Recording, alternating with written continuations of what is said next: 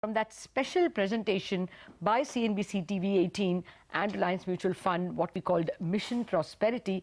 It's an initiative to increase investor awareness about mutual funds, but it was the best in trade who were speaking to us. Just listen in to a slice of that conversation.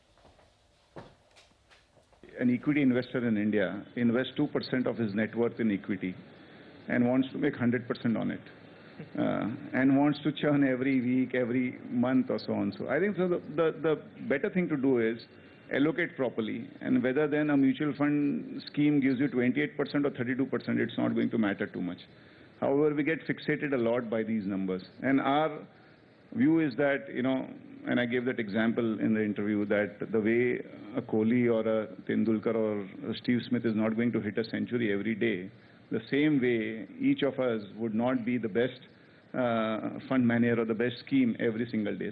Navneet, to you, you have, of course, a lot of websites, CRISIL, Value Investor, which give you 10-year average returns, 10-year best performing first 10 funds, 5-year best performing top 10 funds, 3-year best performing, 7-day best performing, 7-month best performing.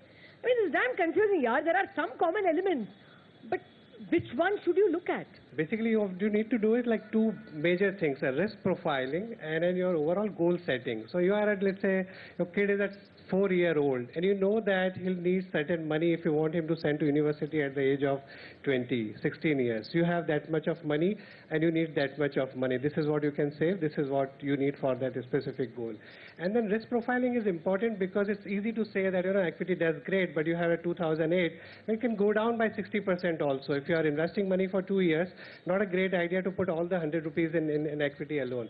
So then you look at your, all of us have certain emotional biases, cognitive biases. Understand yourself, and then look at your goals, and then decide which asset you need to put how much money.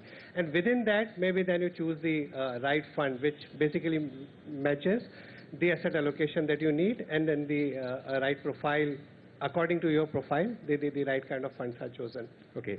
Anup, mutual fund industry is also facing some challenges. One of the best funds of your house, DSP Micro, BlackRock Micro Cap, has actually stopped fresh investments, right?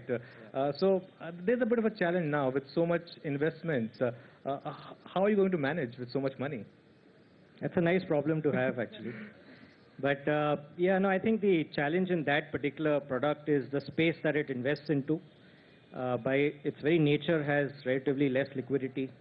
The level of risk that you're taking is a lot higher, obviously. And clearly what you don't want is to set wrong expectations for investors coming in. Because, a lot of investors look at your past recent performance and then, sort of come into the product.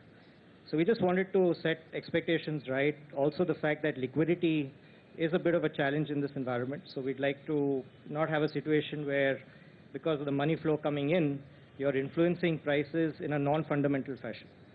So the thought was just let's take a pause. It's a fairly decent size for the space that it's investing in. And at the appropriate time, hopefully we'll open it again. Well, let me go back to the question which I think still needs a little more fleshing out in terms of how do you choose? Nilesh, how do you choose? Or should you choose the fund manager rather than the fund? Which means have a portable system where you're going to go with the fund manager if he were to change jobs. Out of all these three, I have probably worked in more mutual funds. And despite my leaving, all those companies have continued to do well. So by not chasing fund managers, you have made money.